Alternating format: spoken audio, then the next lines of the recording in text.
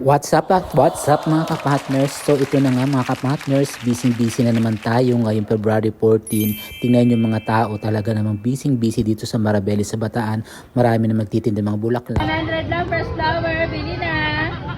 Bili na kayo dito guys, malapit sa Bergon, DJM's Trading. So alam nyo na mga ka-partners, kung kayo bibili ng mga fresh flowers, nakita nyo naman yung mga paninda nila ha.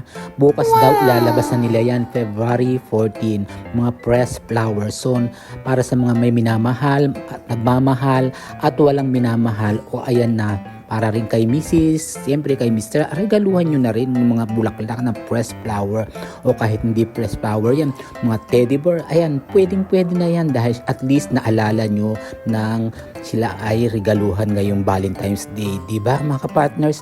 The best talaga minsan nagre-regalo tayo para maalala natin at matuwa naman sila. So yun lang mga ka-partners, maraming salamat at Happy Valentine's mga ka-partners. Thank you, bye bye.